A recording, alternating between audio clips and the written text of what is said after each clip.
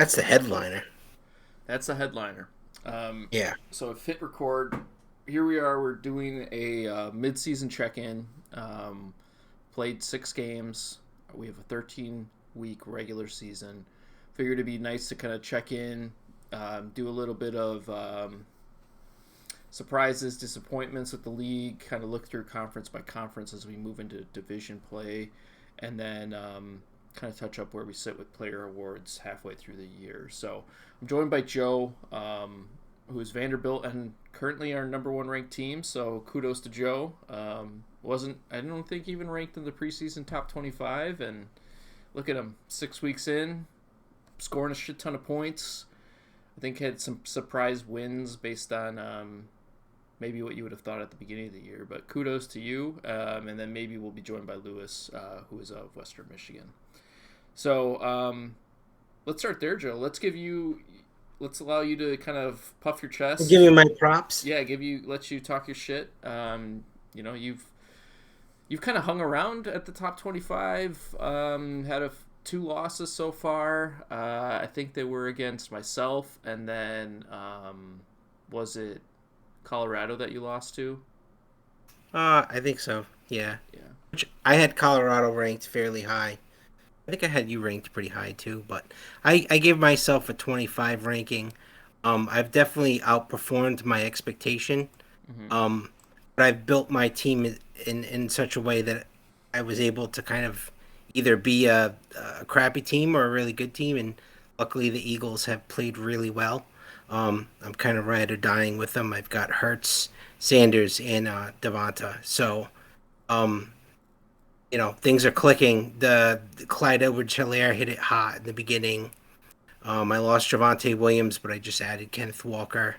I have week 7 bye, which is the Eagles bye, so I'm in a really weird spot where I need to decide if I want to, if Bailey Zappi is going to play on Monday night, if I want to burn him, if I want to have Alec Pierce kind of help me out. Otherwise, I might even be playing like an injured player this week. So I'm number one right now, but I'm definitely not going to be number one next week. I've gotten lucky, but I've also put up a lot of points. So I give myself some credit as far as roster construction goes because I've got the right kind of players on my team. Yeah, I I will say your Eagle stack this year has proved to be much more beneficial than it was anticipated last year, where I think you kind of, besides Hurts, kind of had a faltered or stumbled out of the block. Especially, I think Miles Sanders kind of sucked last year. So Yeah. yeah, you as a reminder, you only got 6 top 25 votes. You were ranked preseason at 47. You were projected Wow. to win 7 games this year, and you're already at 4. And most of your losses were projected in the first half of the year. So, like, you were expected to be 0-3 after 3 weeks at the start. So, you're kind of set up hopefully pretty nicely. I think your division, we'll talk about SEC in a bit, but you guys are kind of tailored to be kind of, I don't know, you guys got the top teams in the SEC. So, we'll see like the 3 or 4 teams that are in the SEC East, see how that kind of shapes up as the weeks to come. This week you might eke out a win just because you're playing kind of a crappy Florida team, but it might hurt your ranking. But I think at this point, conference wins will be paramount for you. Just keeping Yeah. yourself on track. Do you So, think I should burn everything I have to try and win? Is that what you would do? let me see who all you have on your bench right now. So you got Hurts, Mac Jones. Obviously, if Mac can play, you're going to play him, so not too much to worry about. You're going to play Clyde and Kenneth Walker this week. Justin Jefferson not being in as big, but Pittman, Skowronek, who has surprisingly put up some points for you this year. The first start I started him was last week, and he scored a rushing TD. So I've Oh, but he's out gotten this lucky weekend, so yeah. far. I think you might. Yeah, you might need to consider burning Pierce, and then obviously if Zappy is playing, you might want to consider that. Because when are you going to play? I think with the backup quarterback situation, when you come to burning red shirts, seems pretty obvious. Like a Skylar Thompson, who you also have, had you not had a quarterback that was in place last week, I would have even considered burning that red shirt for him, because when else is he really going to play? Yeah. So What's instead of me bothering you on Monday night last minute, you could probably just burn Zappy for me, so I can just play either him or Mac, and then I'll decide a little bit later on in the week if I'm gonna burn Pierce. I'll burn him right now. So you All guys heard right. it here first. He's burning Zappy. He made it. He made a decision. Zappy's been burned. He's been promoted now. So yeah, let's move on. Any other general kind of surprises this year? Maybe I'll pull up your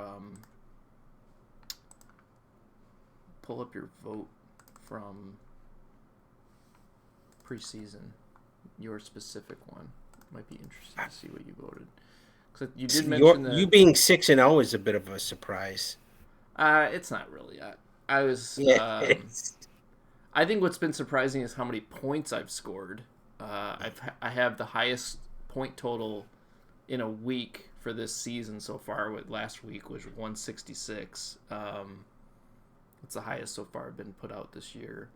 But I wasn't expecting to score that many points. I'll be totally frank. I was expecting, because I scheduled really soft, to be pretty high up there. So it looks like you had Boise number 1. You had, I think, Clemson number 2. Colorado number 6. East Carolina you had really high, and he's like 11. I think you had him at 9. So obviously you had maybe a better beat on the teams that were going to be better this year than maybe some others, like including myself. But yeah, Yeah, I think I value Akers and Dobbins and kind of those guys less than everybody else did, and I don't know. Those are just two underperformers I've noticed so far on the rosters of maybe people who thought they were going to be higher than they are right now. Like going to the ACC, Clemson, they only have Kyler Murray who's like shit. So yeah, he's not been very good. yeah, and he had Jonathan Taylor get hurt. He had Akers. So he still has a really good team. I think he has a high points against. Yeah, he does. Um, I think like yeah, one so of the that's highest. yeah. So all right, he's still really good. So do you think you can make the playoffs starting 2-4 or? His only pathway is winning the division and conference at this point. I don't think a 4-win team has a chance at getting an at-large bid. It's like the three teams that are not auto bids that are highest ranked by week 13. I don't think he'll be high enough for that. I think teams like yourself, Colorado, Kansas, I think teams that are probably in the current top 10, maybe top 15, maybe stopping at Boise, probably have realistic shots at large bids if they keep winning. So I think if you get to like 3 wins, you're just the number of there's going to be teams that are going to do really well. I think they're going to break the right way on really close games or catch catch a break in certain games, and they'll have their record outperform what they probably should be, and they'll have a likely shot that if they stumble and don't make the conference championship or for whatever reason, they'll be still high enough. Whereas like a Clemson is going to start, if he starts winning, he'll start moving up the board quickly. I think right now we'll just move into the ACC while we're talking about it. I think right now he's 49th at 2-4, so he's already getting a really big boost. Like other 2-4 teams are like down in the 70s, and he's on the other upper half of the league. So clearly, the ranking formula knows that he's a better team than what he is performed at. I think his scoring right now, he's averaging 107 points per game, which is the second best in the conference. So he starts winning some games, he's gonna fly up the board just because his aggregate is so much higher um, than other And number one teams. is Jake. Number one in scoring. Yeah, in the ACC. Yep. Yeah, that dickhead's at 117. So he's Another Jalen Hurts team, yep. who also happens to have Josh Jacobs, who's having a great year, and Ramondre. So Yeah, Jake's got a pretty well-rounded team, I think. And right yeah, now, even though he lost last week to Wes of all teams, he had a really bad week. I fully expect him to like hold off the other teams. He plays Boston College this week, and then he plays Wake Forest next week. So he'll have two tougher opponents the next 2 weeks. But I think his team is better than those two teams. So we'll see what yeah, happens. But yeah, the ACC is. I think the more interesting division is the Coastal Division, just because I don't know who's going to win that one. Currently, Virginia is the best one, and I think a lot of it's the heavy lifting and soft schedule. Heavy lifting of Brees Hall and their soft schedule has kind of lifted them to 5-1, and then they somehow beat Clemson week 4. They somehow won by like 3 points, and then they won last week. So right now, I think they're probably the heavy favorite to come out of there, but I think originally the projections were to have North Carolina be the favorite out of Coastal, and he has just not done that well. It's kind of been a very middling team. my alma mater's doing pretty well. They have Hurts, UConn. Yeah, I think they had They have the another. highest scoring out of that bunch. They has Jacoby Myers, who's played really well. Mm-hmm. So Yeah, they've don't been count them out of it. 101. Yeah, they're 3-3. I think they've had some rough luck so far with their schedule. Let's see here. Franchise. UConn.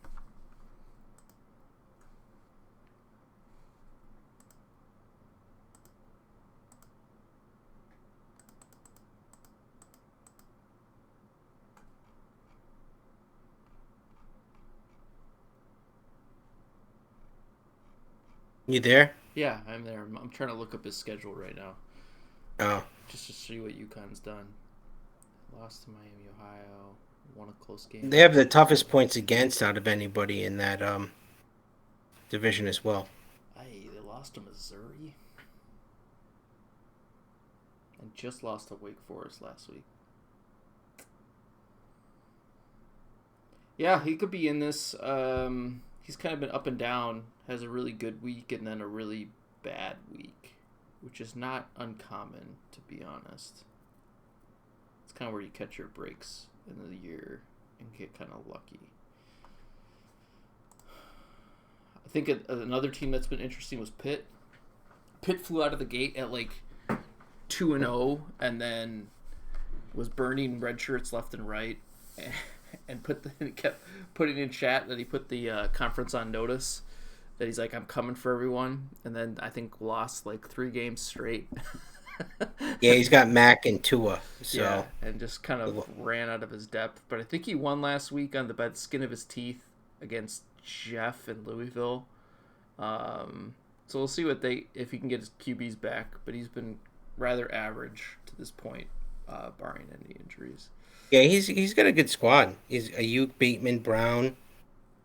So got plenty of running backs to choose from. Nobody really like great, but he has Kenneth Walker. So Yeah.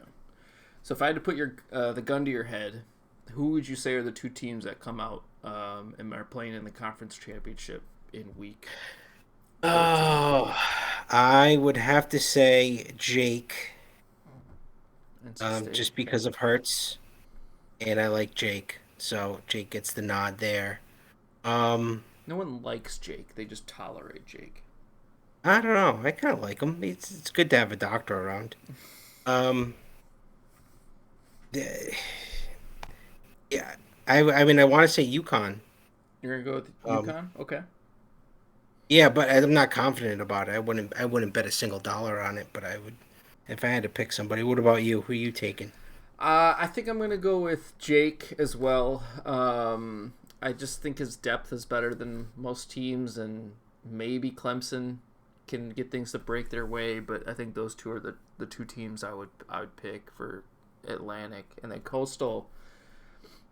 I you know what? Fuck it. I'm gonna go with Wes. Wes is gonna just fall backwards into the conference championship. That fucker's gonna Like, like, like Kramer? yeah, he's gonna Yeah. somehow find a way. He beat Jake last week. He's just gonna fall, fall upwards and somehow end up in the conference championship, and then shit the bed in the conference championship because that's just I think how Jake Wes's season is gonna shape up. So we'll see what happens.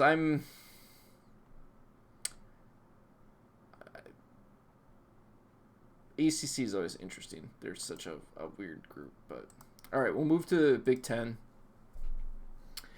Big Ten is really really even outside of a couple teams in my opinion. I think personally the two teams that are currently ranked the highest are the most deserving. They've played really tough schedules. They've come out pretty unscathed, even though like a team like Ricky with Notre Dame had like a bumpy start. I think he started 0-2 and was like ranked like in the 40s after 2 weeks, and then just has rattled off 4 wins. I think he and Salvo's team with Navy have been much better than the rest of the teams. Then there's obviously another tier where it's me and Michigan State who have kind of outperformed things, but also scheduled incredibly light. If you kind of look at the rankings module, we're in this bottom right part where we played, we're scoring at over 70% for our all play, but we've played under 30% for our opponents all play. So we just played dog shit opponents. And I did that by design. I don't think Michigan State necessarily did that. I think they got a lot of random teams, and that's how we're 6-0 and 5-1 collectively. And then a lot of teams in the Big Ten are just kind of stuck in the middle, and they're playing as such. So I don't know if there's any shocks to you at this point. I have some teams that I thought have outperformed but have come back down to earth the last 2 weeks once conference play started.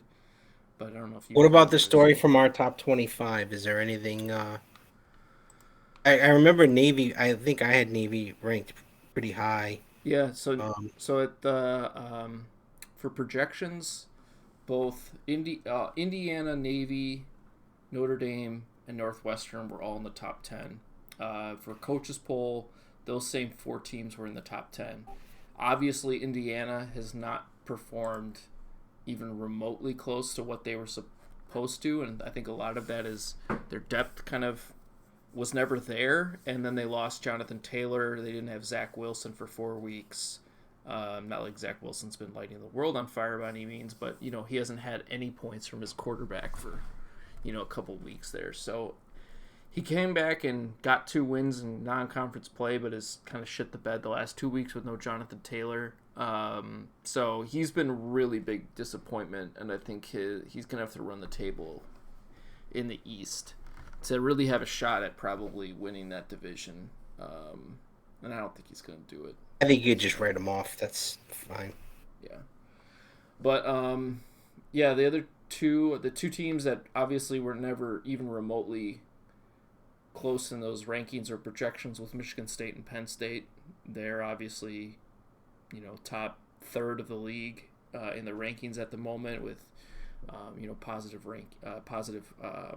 win losses, and let's see who else. Conference Big Ten. I think another team that's kind of been good and was up there for a while was Rutgers.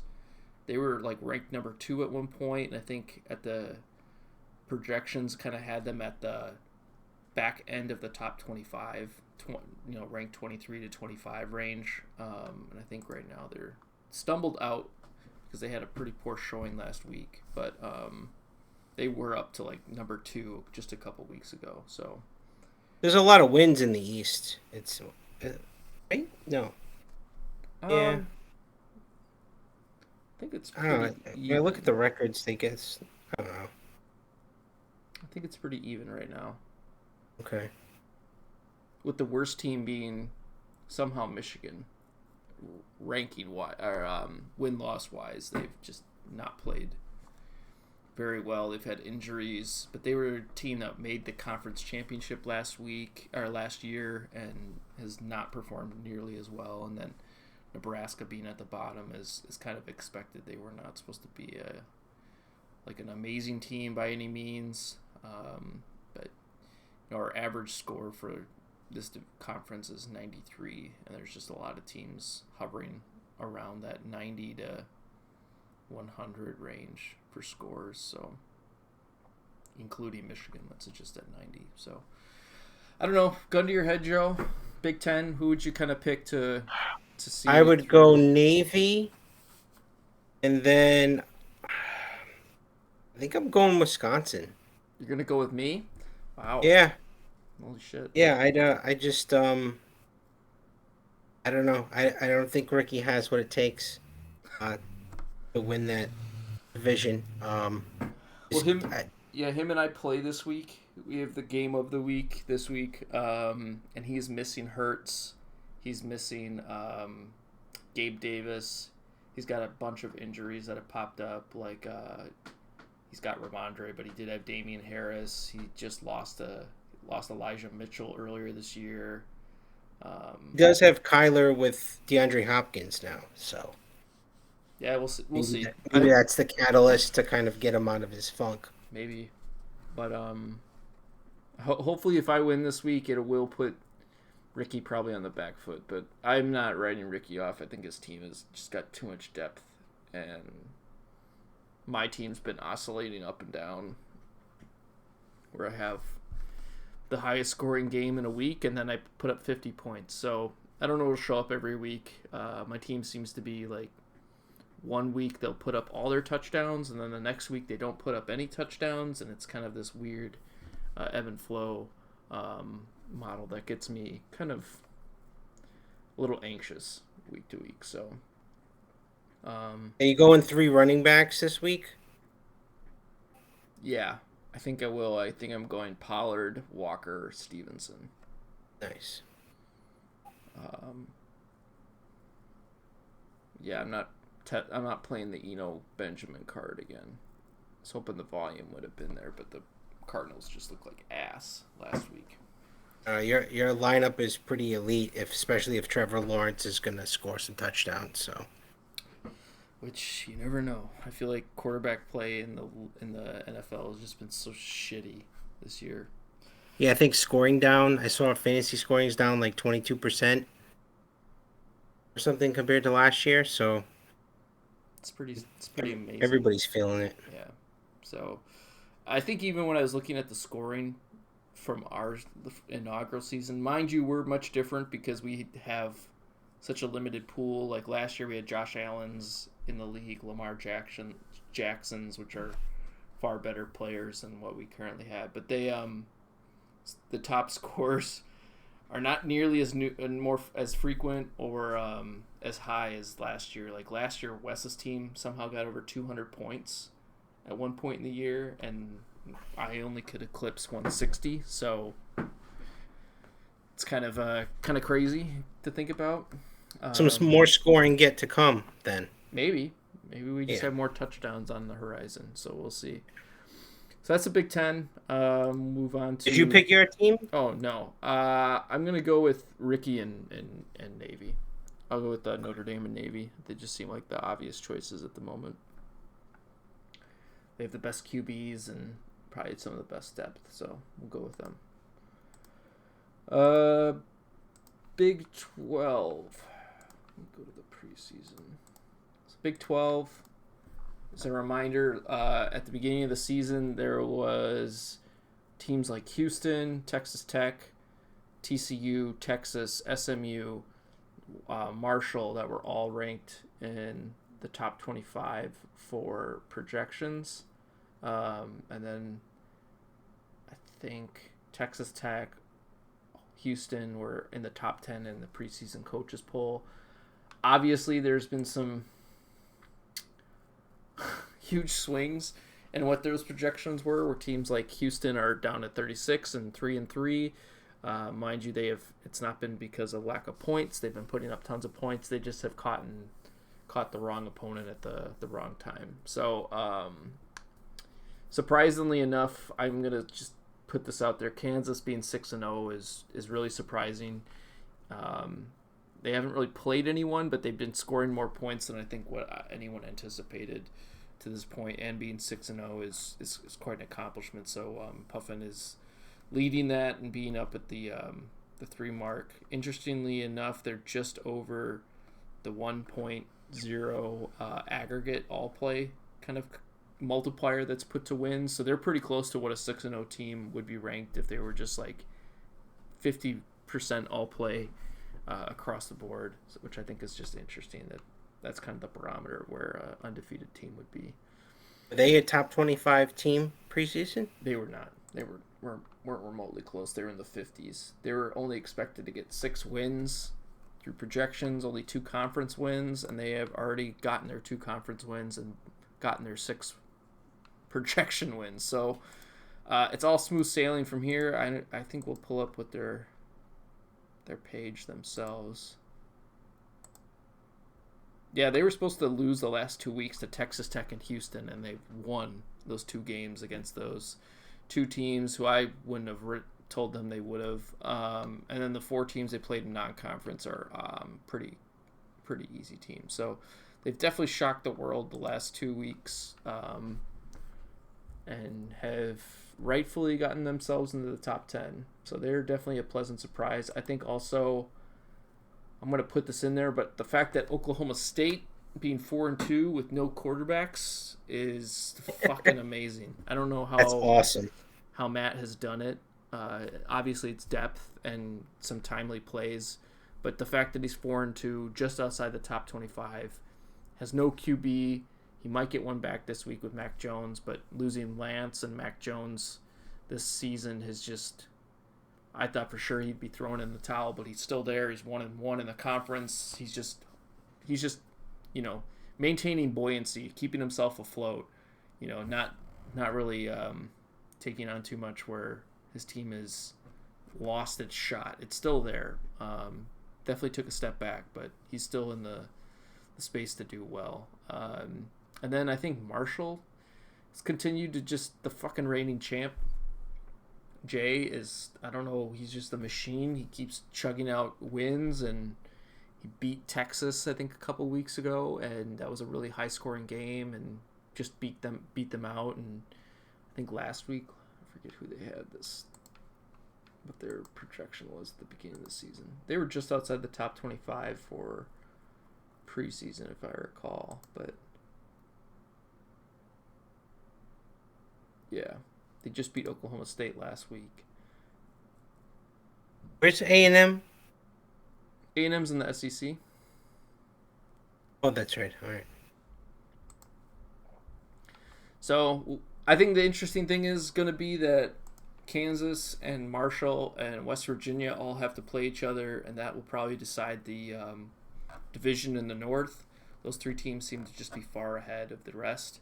But I think that the South is gearing up for, as I said in the preseason podcast, gearing up for just this absolute bloodbath of a fight where they all have to play each other, and they all put up some pretty good points outside of Baylor. So some of these teams could be in really bad shape and really not have any shot at the at-large bids, and their only pathway will be a conference championship just because they beat up on each other. But we'll see what happens. As you can see, like in the rankings module, there's just this big cluster to the right of like 10 teams, and that just shows how like tight everything is. And then there's the I can't see anything that you're showing on your screen, so I'm just kind of well, I could give a little bit better color commentary if I could see it, but I can't see anything. I think I had West Virginia ranked number 12 going into my preseason top 25. I think they're number 14 right now, so I'll take the W on that. You can take the W. Lewis, are you in here yet? I see you're on the chat, but you've muted yourself and you deafened yourself. I wanted to see if you're in here.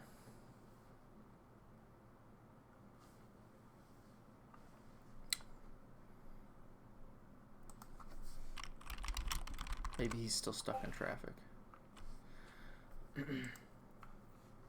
Oh well. All right, gun to your head. Big 12. Who are you taking from the north and the south? West Virginia. You're going with that Jalen Hurts And pick. yeah, I mean, I just, I mean, it's not interesting, but I just keep on taking the Jalen Hurts teams at this point because I think he's a cheat code. Um, Texas is really good. I don't know. This one's tough. I guess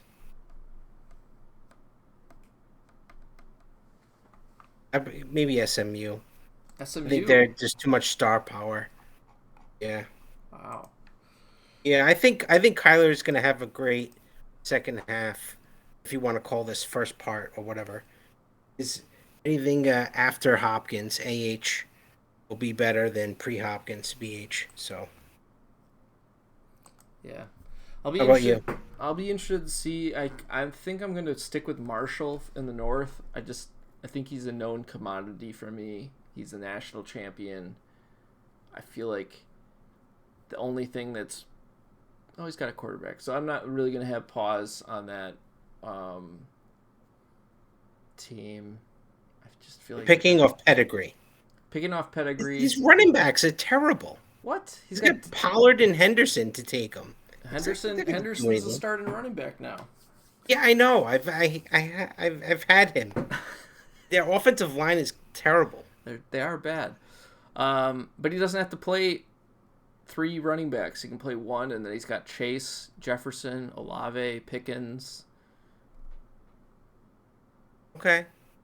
Gabe Davis. I mean, like he can play five wide receivers pretty confidently, and that he's got the two best wide receivers in the format right now. So I'm gonna stick with Marshall. I am kind of scared off my likelihood to take Houston just because this week he's poised to probably lose again because he's got to play without Hurts.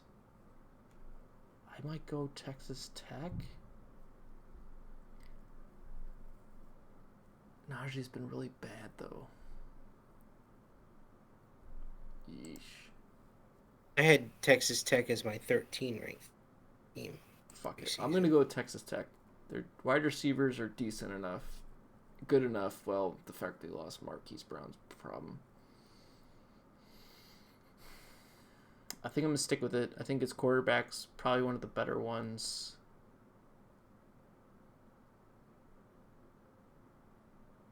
Texas just It's lost wide open, Marquise. It is wide open. It's gonna be like I keep saying, a bloodbath. I don't know who's gonna come out of it. I'll throw my horse behind Texas Tech just because I think they got depth. Okay. All right. Brings us to, we'll skip minor and go to Pac 12. Pac 12 have been very, very interesting where they've had a lot of teams that should be really high ranked but have had a slow go at it. And they had some surprising teams to start but have cooled off some. Namely, teams like Arizona State have been really were really good at the beginning. I think they started 3-0 or 3-1 or something like that, and have dropped 2 or 3 recently. Teams like Oregon, who scheduled really, really hard for non-conference play, and I think started 0-3, has clawed its way back to 3-3, and is likely poised to be one of the keeps winning. Is going to start putting up higher and higher in the rankings. And then same thing with Boise. Boise had a rough go in the non-conference, but has bounced back 2-0 in conference play. I think right now it's one of the highest scoring teams in the Pac-12. Too. My preseason number 1. So yeah, it's gonna be interesting. Some of these teams might be a little far out or on the precipice of not being able to make a at-large bid, like Oregon or Arizona State. Boise might have lost too many games non-conference wise to make that push, but who knows? Conference is pretty wide open, especially for Colorado, Boise, Oregon. Arizona State's going to have some work to do, being 0-2 in conference. Colorado, I think. Fuck, who did they play last? Oh, they played Cal last week, and Cal put up like the most points it's had in the season. And I thought for sure Cal was going to win because they had Justin Herbert going, but then Justin Herbert and that awful Monday Night Football game happened, and Colorado squeaked by with another really competitive, high-scoring game that just boosted them to keep their number 2 ranking. Colorado's played an awesome schedule. Yeah, they played a lot of tough opponents. They played a lot of close games. They had the game of the week a couple weeks ago against Washington and won that game. So yeah, I think right now for me, I would probably be picking Colorado and Boise as the 2 teams to come out of the divisions. I just think Boise's just probably got a bit more depth than Washington at the moment. And I don't think I can praise Matt in Oregon. It seems like it. No, we won't do that. Yeah, just can't push myself to do those things. So I don't know if any shocks to you. You've always put your support behind Colorado, but I don't know if anything else has surprised you. Let me see. I think I ranked somebody else fairly high in the Pac-12. I mean, I had Oregon at 8. Everybody liked Oregon. Then he shit the bed. Yeah, of course. No, I've got nothing. I'm sorry. Okay. You know your top team in the preseason poll was Boise, not Colorado. At Boise State, Colorado, I had 6. Yeah. Yeah. So, gun to your head, Pac-12. Who you taking in the to go to the conference championship? Well, it's obviously Colorado, and we'll keep it with Boise for now. Keep it with Boise. Yeah. At 100, not really confident in it though. You? I think I'm gonna go with that too. I think the 2-0 lead that Colorado has is important. I'd wonder when do they play Air Force though.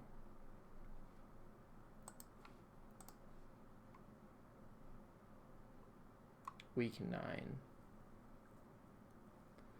I think Week 9 will be an important game for them, and for the entire division. Could be like the one game that decides it. So we'll see what happens with them. You know what? Fuck Oregon. All right. What we are all here for is to talk SEC football. Do it. All right. So Eastern Carolina, top team in the East, as I predicted, and Georgia, which I also predicted. I had them above me. I had them ranked 24. And then somehow Kentucky is above me right now, at least when I'm looking at the standings on MFL. Does that even do those mean anything right now? Not really. No. I mean, it's basing it off of your conference win-loss. I just don't like it. I don't like seeing all these people above me. I'm the number 1 team in the country, yet I'm 4th down on this list in the standings. Just poor design. It's poor design, sure. Yeah. But so I guess so no surprises in the East at all for me.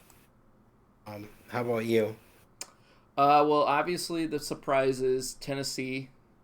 We'll get the elephant out of the room. Tennessee has not played nearly as well as what the projections were anticipating from them. They were expected to walk through the SEC East and has had decidedly much rougher waters, even though 2-0 in conference play so far, but they have been a very average team, barely scoring over 50% for all plays. So they've been a bit of a disappointment. I think the entire SEC West has been a bit of a disappointment, to be honest.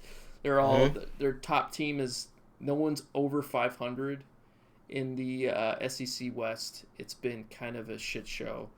Um, and Joe, you can't see this, but when you look at the points scored per game graph, there's this huge cluster uh, that's low, and the number, and it coincides with the ranking. It's Memphis, Alabama, Auburn, LSU, Mississippi State.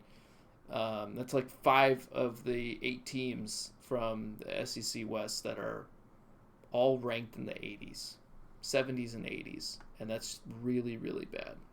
Um, So just which, from a quick glance, it seems like Ole Miss is going to come out of this. I haven't even looked at their team. Oh well, of course they have Jalen Hurts. So yeah, just looking at the standings, it seems like they have. Their team looks like my team. That's why I'm picking them. you're gonna So pick them. yeah, I They're think I'm 0 gonna pick. 2. Yep, I'm gonna pick Ole Miss to come out of this because really anybody can. So Anyone can. I'm waiting for the fucking day that Texas A&M gets its head out of its ass and is performing to the degree it was supposed to be yeah, they were 14th, my number 3. Yeah, and they have continued. Last year they were supposed to be projected to do well, and they just shit the bed. Shit the bed. It must be something in the Louisiana water that Michael of Texas A&M and Daniel of Clemson are just shit in the bed. Um, I bad don't know. coaching. Bad coaching, yeah. They're not getting Yeah. their team prepared. I think What's I think Robbie? you're. What's he doing? What do you mean? What is he doing? You What played is it? him. What's he's he's winning? What do you mean he's winning? Robbie's got 3 wins. Yeah. That's a surprise.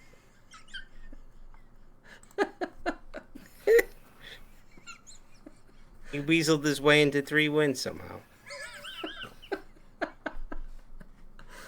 I won't lie. I love the back and forth this last week between you two. Uh, it was very entertaining to see you come out with the shitty lawyer take, and it just blossomed into some other fine singers. His team's going to be in trouble, though. They lost Marquise Brown, and are going to have to rely on the likes of probably Chase Claypool, which is not something I would be looking forward to doing. He doesn't have many good running backs, so maybe I'm going to be jumping on the Ole Miss bandwagon, too. Yeah. Hopefully, he might lose this week, though. I'll tell you what, Luigi has a friggin' frittata worth of running backs. None of them look good. You What? might He as well just just won have last week. none. You might as well just have no running backs. It's just a waste of roster space. I don't know what he's doing. He still has Preston Williams on his team. God bless him. But and N'Keal Harry too. This is a wow. Irv Smith Jr. This is just the squad. Max Borghi. I think he has the most players without an actual team I've ever seen. Good job, Luigi. Well, one, don't look at minor teams. You'll be far more disappointed. But yeah, he's Who's got a six bunch and of. zero? What's that? I said who's 6-0 in minor? Fucking Lewis. Fucking scam artist. Unbelievable. All right, so I think we're in agreement on the West that we both think Ole Miss is likely to be the one to come out of there. How about the East? Do you see yourself pulling through and being the one that walks out of the East? Yeah, this is destiny right now. I have 744 points in 6 weeks. It's true. I'm built for speed, baby. How much does Georgia have? 644. Yeesh. Well, 100 points more than the next closest team. I have the hardest points against too in the East. No, in the East, I have the hardest points against too. So when do you play who? Let's see who that is.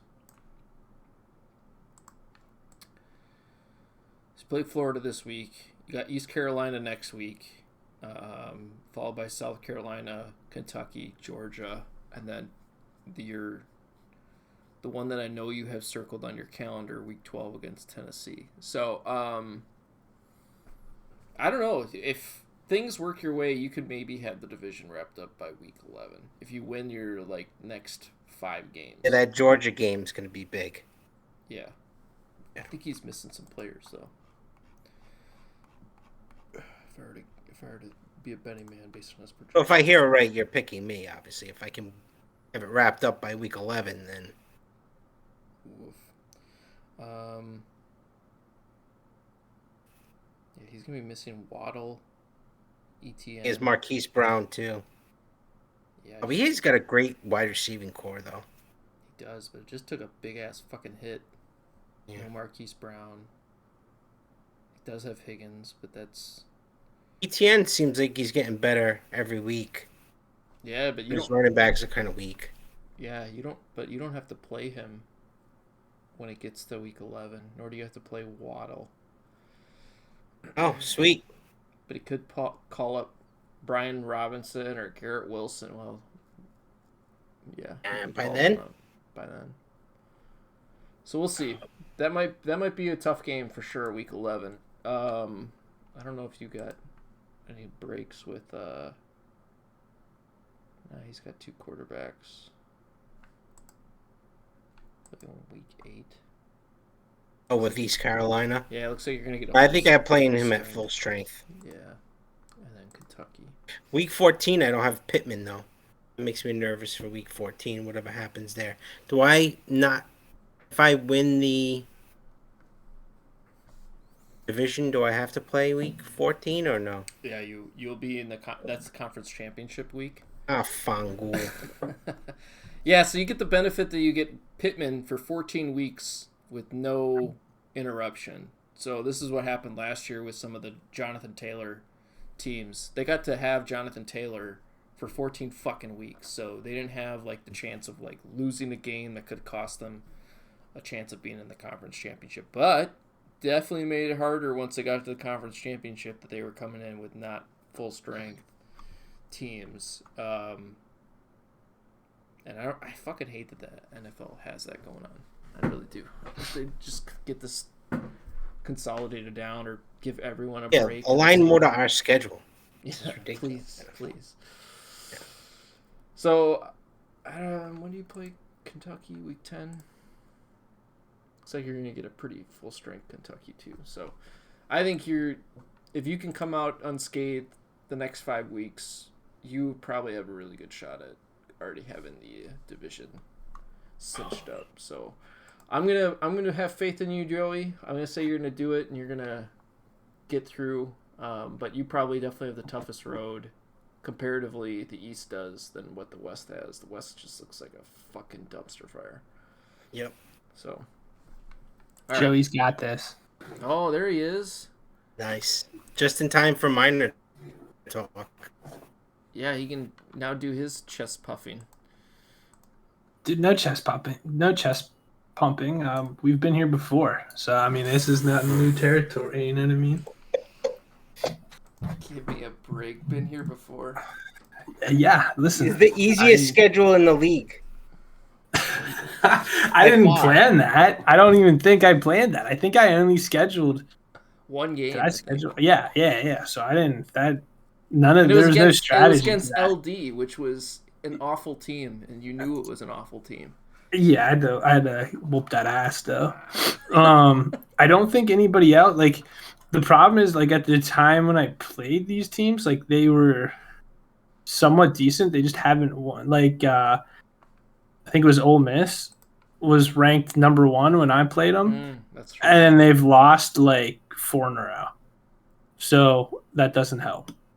But well, I think that was week 2, so it's hardly instructive. But he did have a crazy, like almost 150-point week 1, vaulted to number 1 in the league, and then had to play you, and obviously did not live up to the hype. I think it was a closer game. I don't know, but he's got good pieces. It's hard for me to figure out why he's got 4 losses. You should definitely have more than 2 wins, but that seems to happen. Like I think the other team I played did the same thing. I don't even know who I played, to be honest. But like the minor teams were like crap. with the exception of Buffalo. Like that one was a kind of a shocking win. But I think I matched up pretty well. How the fuck have you scored over 100 points for 3 weeks? Wait, what? You've scored over 100 points in 3 weeks? Are you not happy with that? Well, I'm a little shocked that your team put up more than 100 points. The other weeks they didn't put up 100 points. Yeah, but I think they had the potential. A lot of it, like I've had trouble setting lineups. Like, I get too fancy and I benched Tony Pollard on the week where I told you to start him, and he scored 20 points or 16 points, whatever it was, and I benched him. So I've just kind of been playing running back roulette, and I've been doing that really badly. My wide receivers, I'm playing the same wide receivers every week. I've just been rotating running backs, and I just seem to be benching the one that goes off. And every once in a while, I get like, I think I had a Marquise Brown 30-point game. Gabriel Davis has had 2 30-point games. So I mean, that shit alone kind of helps. Are you starting? Then I burnt Alec Pierce from now on. Yeah, have to. I burnt him this past week. That was the first week I think against used him. Buffalo you did. Nice. No. Then why did you burn him against fucking Toledo? Because I was fucking not losing to that fucking little bitch. He scored less than 30 points, or barely 30 points. So one, I was not risking losing that game, but then, I mean, obviously I had it in the bag. But with the disaster of the bye weeks this week, I would have burned him this week. Anyway. So I made that kind of decision that I was burning him for week 7. So I might as well run up the score on Dalton week 6 to make sure that I easily win. I don't think you noticed, to be honest. So first things first, Lou is definitely the surprise of one of the surprises of Minor. I think I will say a lot of Minor teams have outperformed any of the projections that were there for them. Central Michigan's played really well, scored a shit ton of points. Buffalo's played really well. Lou has played really well. And then I got to just bring it up because he's supposed to be ranked really high comparatively for Minor, but was Miami, Ohio. That motherfucker keeps squeaking out wins when he doesn't have a goddamn quarterback. Is unfucking believable that he's been able to be 4-2, stay in the rankings, and doesn't have a quarterback. Won't have a quarterback for the rest of the year either. Unbelievable. So, what about you, Lou? Your other teams? You mentioned Buffalo has been a good team. Anyone else that you think, maybe not even from just the MAC division, but Mountain West? I'm trying to think. I'm not shocked that Hawaii's 0-6. I was slightly shocked. You say that the more obvious thing? Yeah, I know that, but I'm shocked that he's higher up. As the standings go alphabetical, why is Utah State? Yeah, don't worry about the standings. Because that was driving me insane, and I was like, how is Hawaii not in last? Hawaii is so bad for a long section, not until late Sunday, I think. Did they actually end up? I mean, I think their grand total on the week was 15 points this past week. But for the longest of time, it was 0.10. That was their score. And I was like, this is going to be terrible. It's bad. It's bad. But I just kind of thought that was funny. In terms of other teams, though, I'm surprised that Taylor's team. I mean, I'm not surprised he's 3-3 because every time we look at his team, he always seems to be 500. But I'm a little shocked that he's kind of where he is. 500 overall and 500 in within Minor, and I really don't think that Minor's all that tough. I mean, there's a couple. I think Buffalo's still really good, even though they've already lost twice. Other than that, I think UNLV is pretty good. They're scoring a ton of points.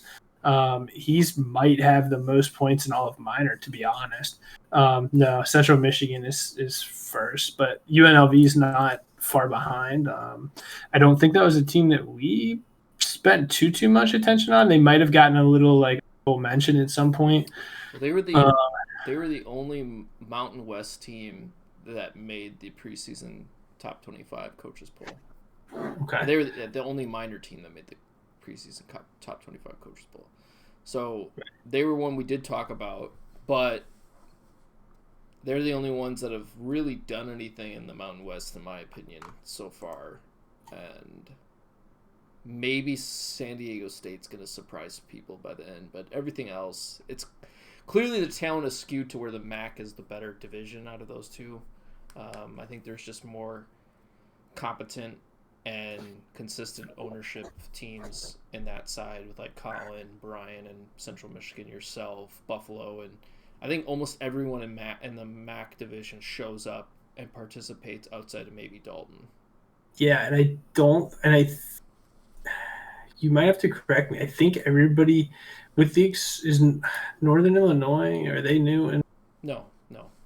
Okay, I was gonna say for some reason I wasn't recognizing the name, but I think everybody within the MAC stayed. I mean, there was no kind of turnover there, which kind of helps. I mean, definitely helps. And then minor just kind of had some teams that were really kind of shitty and torn apart. I think San Jose State was one that was in a pretty bad shape too, and they seem to be like okay at 3-3, like nothing crazy, but at least they're winning games, which is better than kind of where they were last year. But yeah, I think the consistency within the ownership group within the MAC just kind of makes it overall better. And but I think minor's coming. There's just Jake with Hawaii, he'll get that team turned around sooner rather than later. And some of these other teams, not again, the minor is so the disparity there is so small. Like your best teams in minor are really so close to just being beaten on any given because there's just a lack of depth there that some of these teams that are in pretty bad shape could turn around pretty quick as soon as next year. So I don't think minors like in a distraught oh my god, we have to worry about teams that are 0-6. A lot of these teams haven't scored 500 points, whatever. It is what it is. I think it's actually doing much better than kind of what I thought it was going to do this year.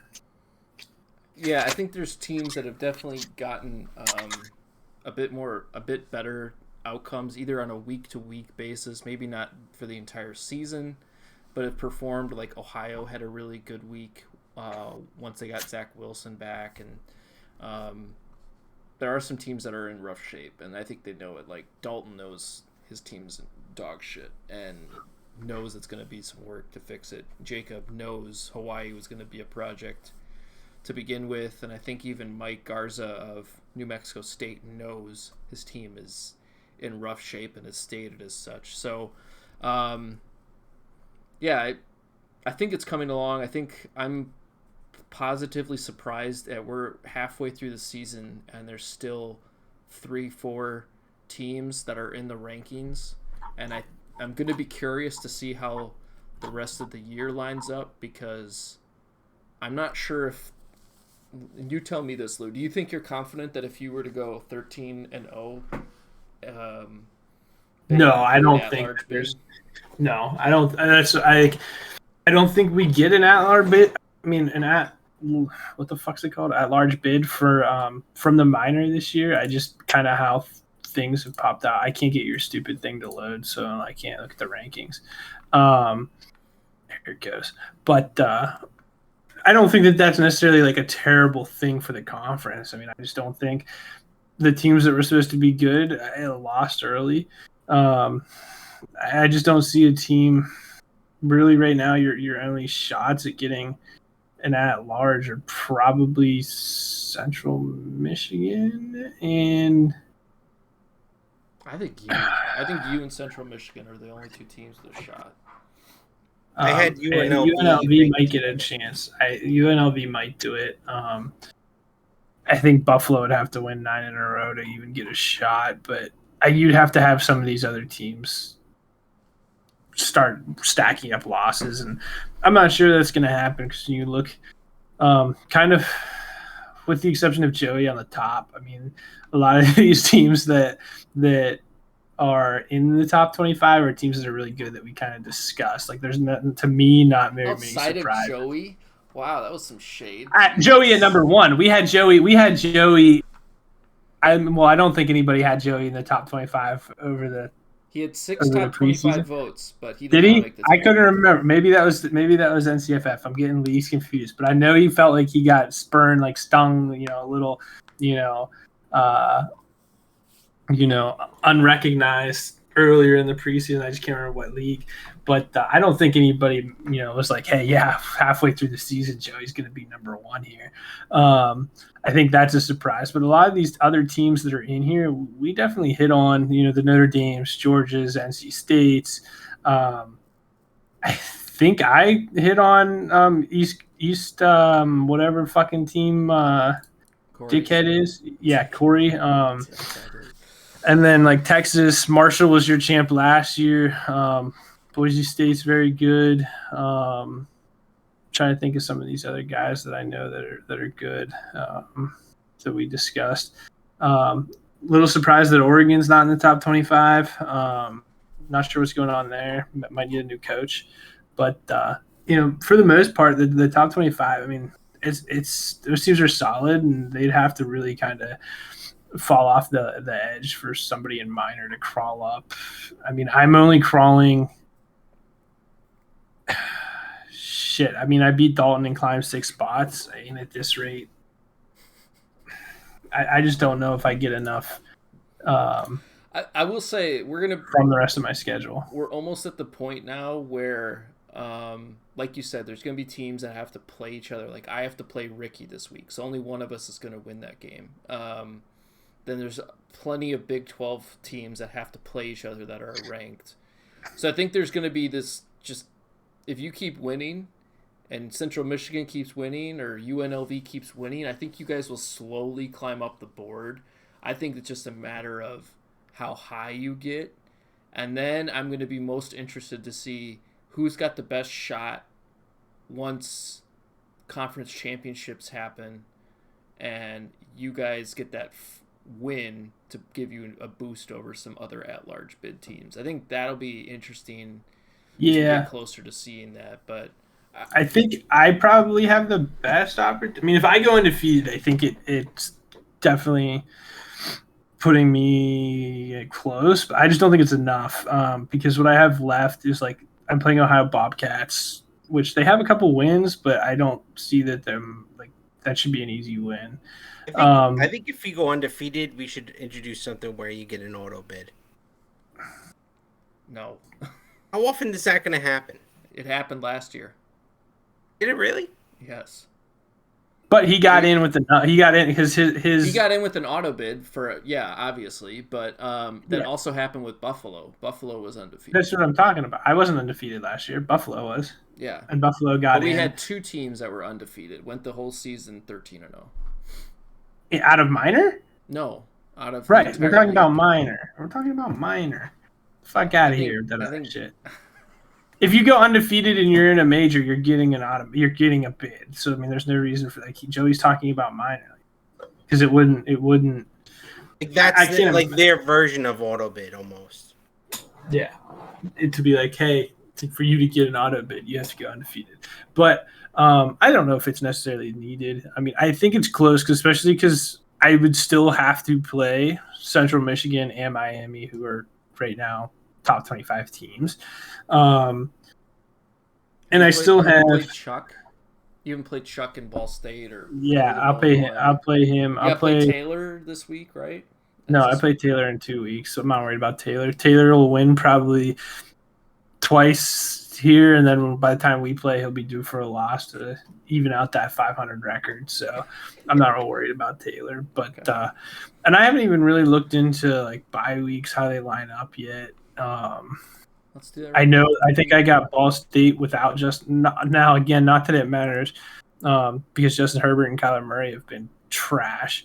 They are trash, especially Justin Herbert. Yeah, he Trash. cost me another NCFF fucking win this week. All I needed was fucking 12 points from him. I don't think I got it. But Ooh. we'll see how bye weeks kind of line up, but I might get some favorable matchups there. Like I think when I play Taylor, he doesn't have Jerry Jeudy. He's already lost Javonte Williams and Elijah Mitchell, so he's a little light there. He won't have Mike Boone, so he really is the only problem is he's still trying to win things. I don't really know why he burned Kenneth Walker and Rashad White, but those are kind of his saviors, if you will, for his lineup. So we'll see. I guess he's still trying to win. Get a bowl game. Yeah, it looks like you stack up kind of well with the next couple of weeks, at least, with buys. No one's really missing anything, at least with Ohio and Ball State. So, and you play Central Michigan. Oh God, your end of the season could be kind of rough. You got to play Miami, Ohio, week 11, Central Michigan, week 12, and Northern Illinois, week 13. So. That's what I mean. If I run it, then there's probably a pretty good shot, but I'm not entirely sure I run it. I think I play. Do I play Central Michigan? Oh damn! I wish. Can we switch that? Can I play Central Michigan week 11? No, and then can we just go in there like in a little flip of the switch? Because if I played in week 11, like whoever's got Central Michigan week 11 is. I mean, no Trevor Lawrence.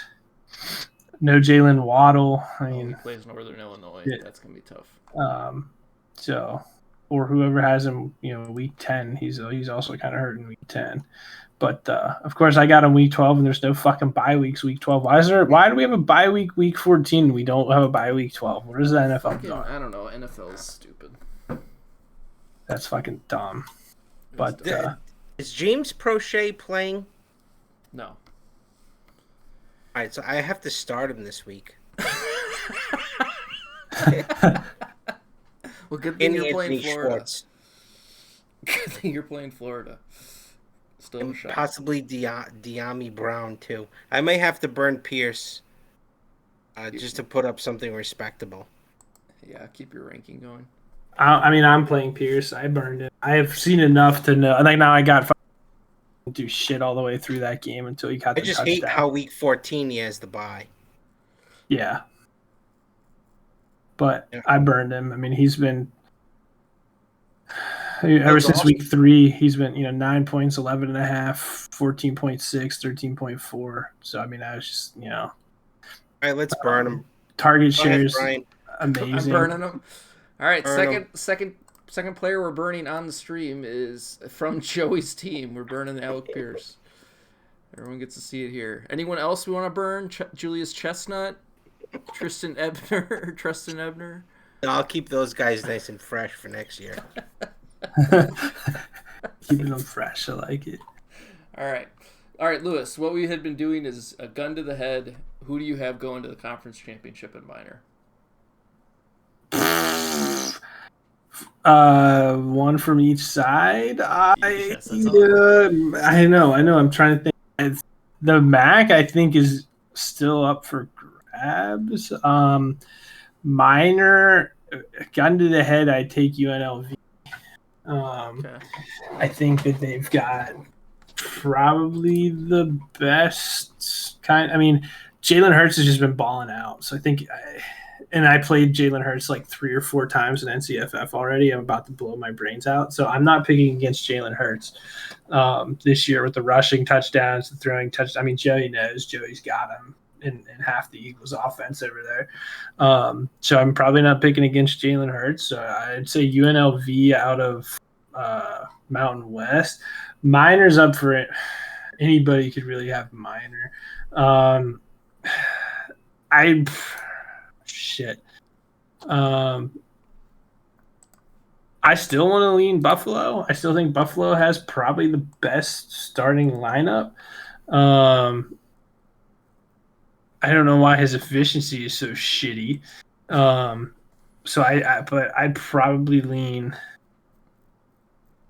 Fuck. Buffalo or Central Michigan. I don't know. It's a coin toss. I think Central Michigan has a really week 10 and 11. And at that point, that's 3 conference losses. And I don't think that that's going to win it. So I'd probably say Buffalo. I'd go Buffalo and UNLV. That'd be my championship game. All right, Joey, how about you? Minor, gun to the head. Central Michigan and UNLV. Okay. I'm going to shake it up with Mountain West. I'm going to say San Diego State. They're the other Jalen Hurts team. We'll see what they do.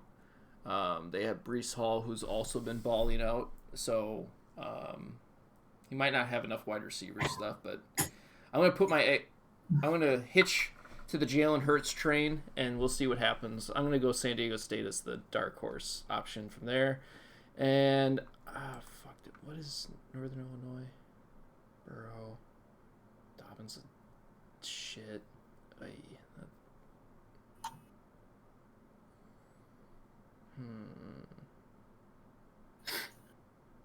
Good thing that you're not in a rush, that nobody's got a gun to your head.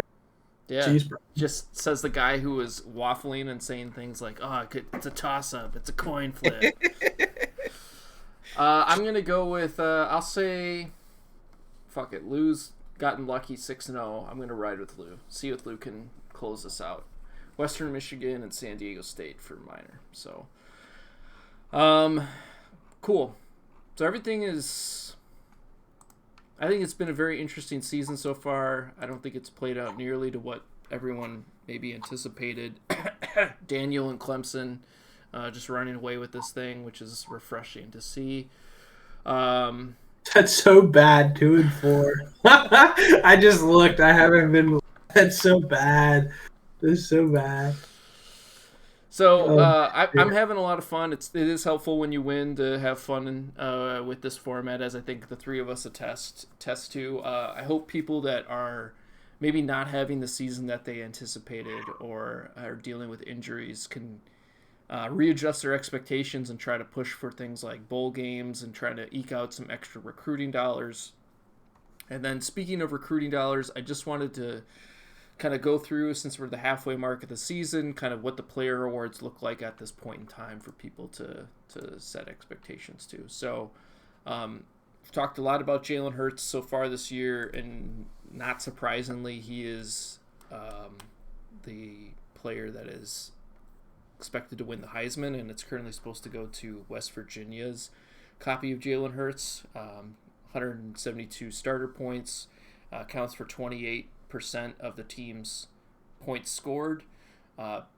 Second in Heisman voting is actually Lewis's Joe Burrow copy with 148 points and accounting for 25% of his scoring output, followed by a bunch of other Jalen Hurts copies. So kudos, Lou, on your Joe Burrow currently being second. Fuck. Does that mean he's going to leave? No, only if he wins one of those, wins the award. So if he gets second, doesn't mean anything. You don't get anything. Yeah, but if he wins, then I'm fucked. Then you're fucked. But, hey, real quick, $20. Bowl games. Is it 6 wins, 7 wins? What's the cutoff 7 there? wins. Okay, all right. I wasn't sure. I couldn't remember. I know because they added on a week or two. I didn't know if that changed our shit or not. All right. In terms of national awards for QBs, the West Virginia copy of Jalen Hurts is the one to win the Davey O'Brien. Running back Virginia's copy of Breece Hall is currently leading the Doak Walker Award with 5 wins, 105 starter points, almost 20% of the team's score, followed by a bunch of other copies of Breece Hall and 1 copy of Josh Jacobs, which is Michigan State's.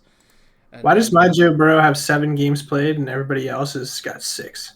It's just a weird thing that MFL does, that once it's ticked over, so once a week's completed, it's already counting the next week's game. It doesn't mean anything in terms of your score. It's just how that works. I don't know why it does that, but it does that.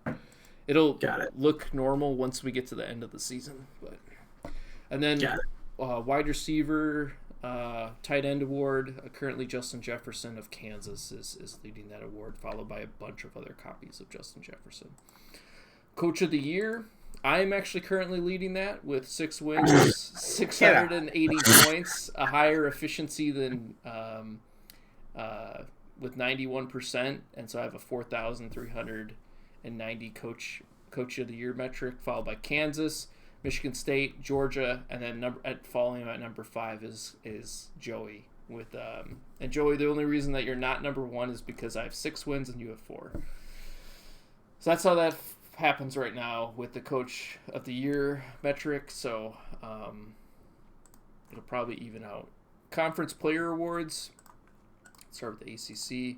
First team is USCF's is Justin Fields, followed by Breece Hall's Wake Forest. Wait, Breece what? Hall. What? Why is Justin Fields getting a fucking award?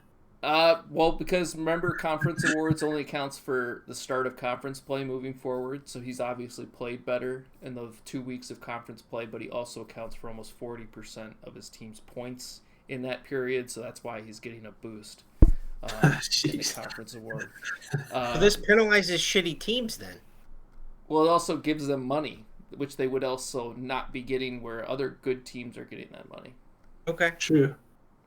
So either it's going to a team that is already getting money for the wins, and then they get player awards, and they have a further larger budget, or some of the mix match. Plus, it also, when you have to make those decisions on players leaving, it doesn't leave them out on this. They have to still make those same decisions. So no one's immune to making those decisions when it comes time to do so. So Justin Fields is first team conference for ACC. Wake Forest is Breece Hall, Virginia's Breece Hall, Syracuse's Ramondre Stevenson are all first-team running backs.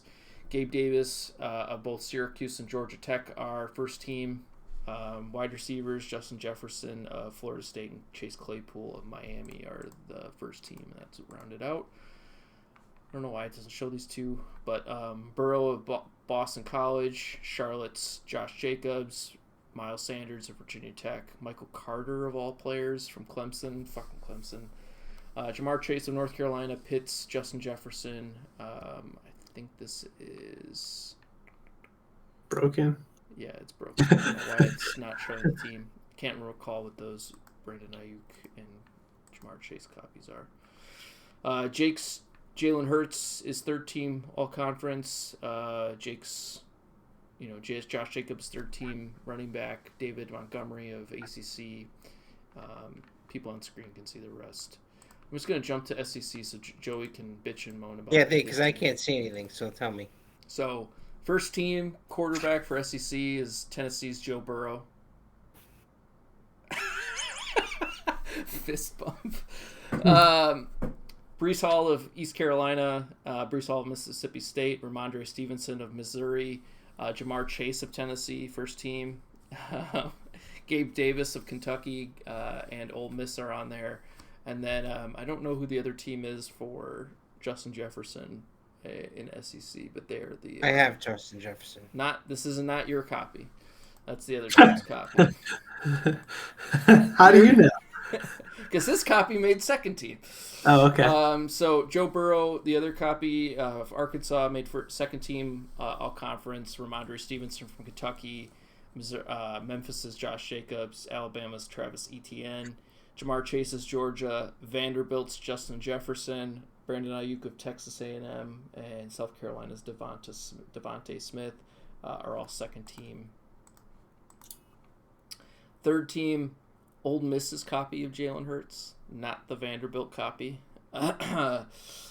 Kentucky's copy of Josh Jacobs, Georgia's copy of Travis Etienne, South Carolina's copy of Dameon Pierce, Jacoby Myers of Auburn, Michael Pittman of Ole Miss, Brandon Ayuk of Tennessee, and Florida's copy of Debo. So that's SEC. We get no respect at Vanderbilt. Respect. Yep. You guys just because we score so much points that, as a percentage, it's just no Yeah, one player means anything. We're a true team. correct. You're a true team. That's exactly Yep. how it's built. It's all about the team success, not about individual success. Or they got a really good coach that should be like coach of the year. That's what we preach here. In minor, first team quarterback is Jalen Hurts of San Diego State, followed by Brees Hall of San Diego State as running back. Nevada's Brees Hall, also first team running back. Ramondre Stevenson of Wyoming. Gabe Davis of Ball State. Justin Jefferson of Wyoming. Gabe Davis of Western Michigan, first team. And Kent State's Jamar Chase are all first team in minor. Second team, Northern Illinois' copy of Joe Burrow. Miami's copy of Ramondre Stevenson. Kent State's Kenneth Walker. Ohio's Josh Jacobs. Jamar Chase from Central Michigan. Justin Jefferson from UNLV. Ben Skowronek of Hawaii has gotten That's in awesome. there. Almost scoring 40% of their points and has made second team minor, which I think is just fucking perfect. That's awesome. And then San Jose State's Brandon Ayuk.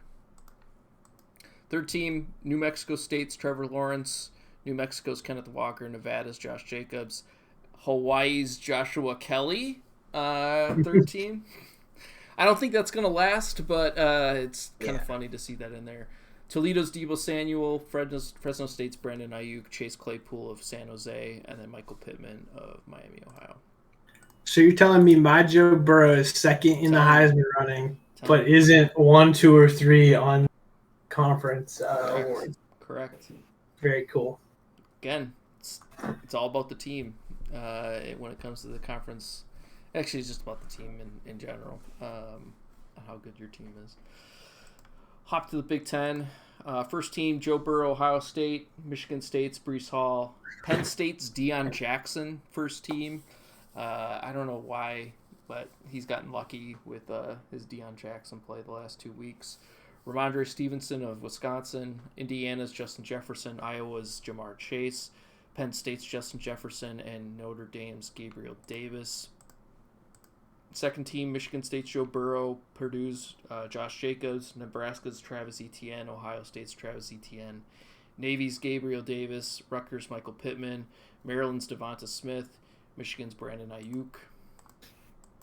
And then third team, Jalen Hurts of Notre Dame. Josh Jacobs of Michigan State. Maryland's Michael Carter. Minnesota's Jeffrey Wilson. Northwestern's Michael Pittman. Indiana's Jacoby Myers. Jamar Chase of Wisconsin. And Purdue's Chase Claypool. Big 12, Joe Burrow of TCU. First team, Ramondre Stevenson, West Virginia. SMU, Brees Hall of SMU's. Houston's Ramondre Stevenson. Oklahoma State's Gabriel Davis. Kansas's Justin Jefferson. Tulsa's Jacoby Myers. And Marshall's Gabriel Davis are all first team. Second team, Joe Burrow of Cincinnati. Josh Jacobs of Oklahoma State. Josh Jacobs of Oklahoma. Travis Etienne of Cincinnati. Devonta Smith of Tulsa. Marshall Justin Jefferson. Chase Claypool of Iowa State. And SMU's Jamar Chase.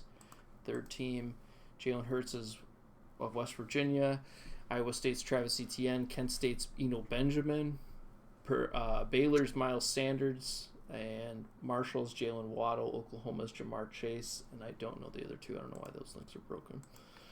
Pac-12. Top to the first team. Oregon's Joe Burrow's first team. Utah's Brees Hall. California's Ramondre Stevenson. Air Force's Brees Hall. Washington State's Gabriel Davis. BYU's Gabriel Davis. Oregon State's Jamar Chase. And USC's Michael Pittman. Washington's Jalen Hurts starts the second team. Air Force's Ramondre Stevenson. Oregon's Josh Jacobs. Arizona's Travis Etienne. Boise State's Justin Jefferson. Colorado's Justin Jefferson. UCLA's DK Metcalf. Jamar Chase, I don't know who that is. I don't know why that's broken again.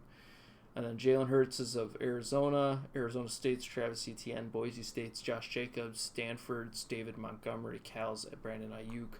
Arizona's Michael Pittman. Colorado State's Mecole Hardman. And I don't know who the Chase Claypool is. That's the third team. And so that should be all the teams, and then finally kind of see which teams are leading in the recruiting budget. If we looked at the SEC right now, Tennessee's expected to get the most recruiting dollars from player awards with 13. Joey is all the way down at 4. Of course. Kentucky is at 12. The Pac-12. California and Boise State are at 11. Arizona's at 10. Oregon and Air Force are at 9.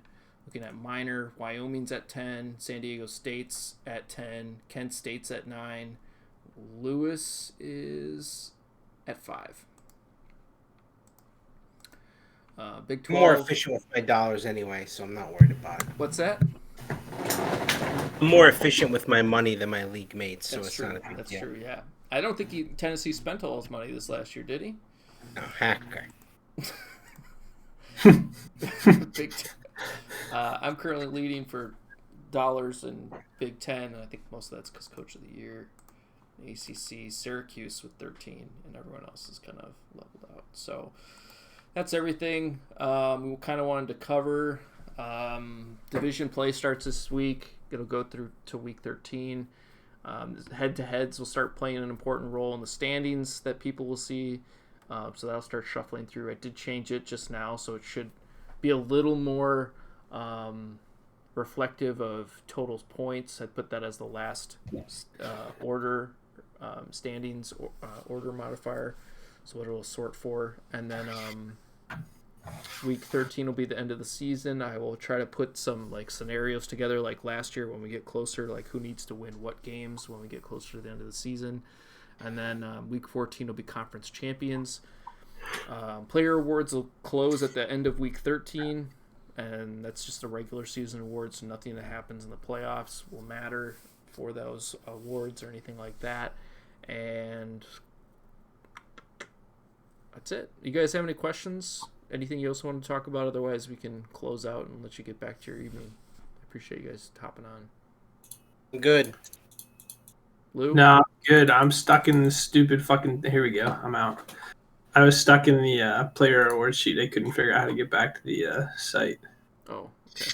But no, I'm good. All right, well, thanks, guys, so much. I hope everyone's having fun, and if you have questions, just let me know, and we'll go from there. Thanks, everyone.